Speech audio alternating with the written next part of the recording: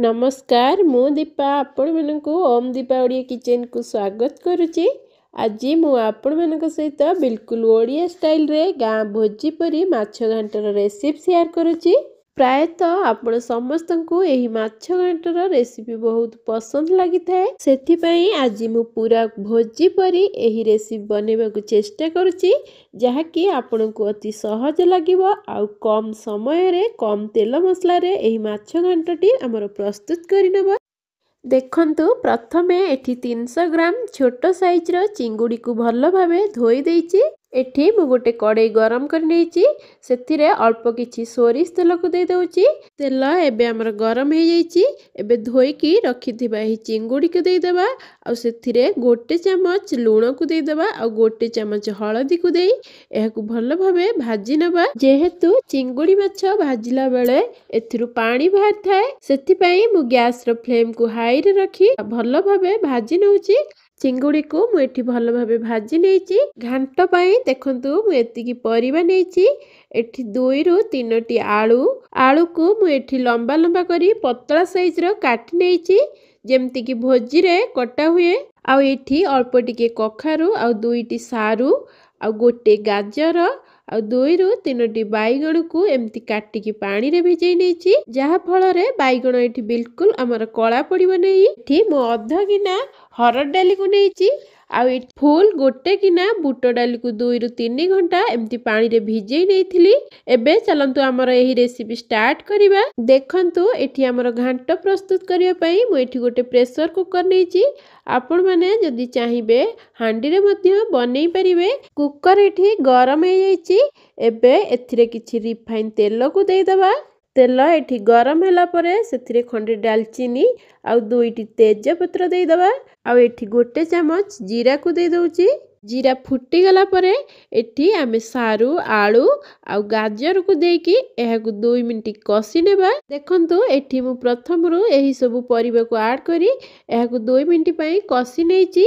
आ एबे एथिरे आमे कखार को ऐड करनबा। कखार को देला परे पुणी एबे एहाकू एमती 2 मिनिट कसी नेबा।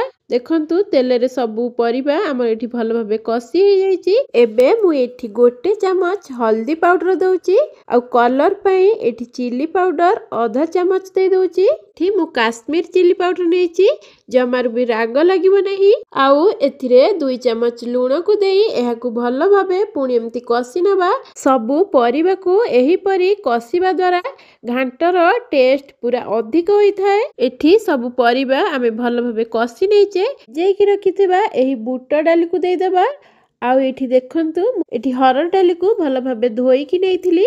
एबे एही हरड़ डाली को दे देबा आउ एही डाली आउ परिबा को सब एमती पुणी गोळेई देबा। एबे मु एथिरे अदा रसुण कंचा लंका फाळे पियाज र छेचा को दे दउची। आउ एठी गोटे चम्मच डालमा पाउडर को दे दउची।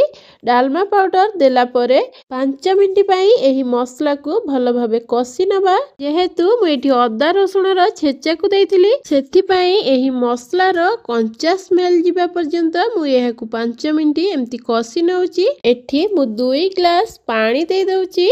देखिबे आपण जेहेतु प्रेशर कुकर रे बनाउचंती, देखि कि पानी नेबे जेमती परिबा आ डाली रो टिके ऊपर को पानी नेबे, ताहले जानिबे जे डाली किंबा डालमा जहा भी हो हमर एठी परफेक्ट हबो। देखंतु मु एठी एकाथरे के पानी ऐड कर देइची आ पछरे बिल्कुल पानी ऐड करिबि नाही, काहे कि ना पछरे पानी ऐड करले बिल्कुल टेस्ट लागे नाही।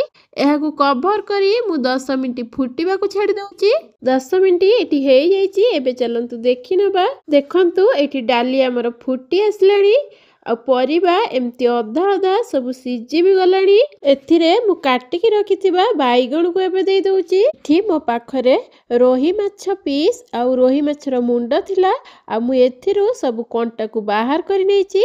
आपण माने मध्य कंटा को एमती बाहर करी एही डालमा रे दियंतु, जहा कि हमको खाइला बेले जमारू भी हैरान होबा को पड़िबो नहीं। आ एथिरे मु भाजी की रखिथिबा एही चिंगुड़ी माछ को दे दउची। एही सबु माछ को देला परे एबे मु एहाकू टिके गोळेई दउची। एहाकू गोळेई सरला परे मु एबे कवर करी गोटे हुइसिल दे दउची।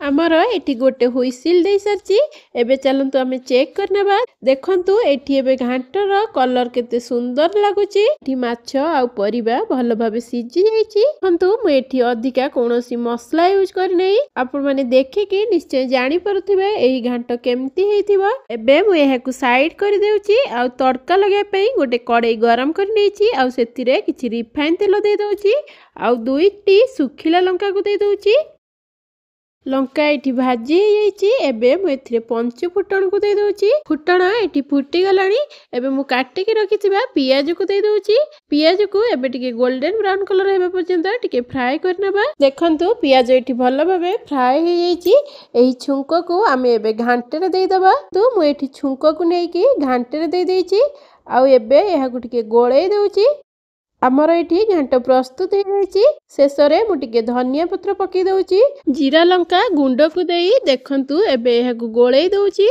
घांट एबे आमर प्रस्तुत हो जाइची आशा करूची आपण मानकु एई कम तेल मसला दिया माछ घांट बा महुरर रेसिपी निश्चय पसंद लागिवो आ जदि पसंद लागि थाए निश्चय लाइक करंतु आ शेयर करंतु आ जदि मो चैनल रे नुआ अछंती ताहले सब्सक्राइब कर नियंतु पाखरे थिबा बेल आइकन को क्लिक करंतु जहा द्वारा आपण माने मोर नुआ नुआ वीडियो रो नोटिफिकेशन सर्वप्रथम पाई परिबे पुणी आसीबी आ एक नुआ वीडियो नै कि रहूची नमस्कार।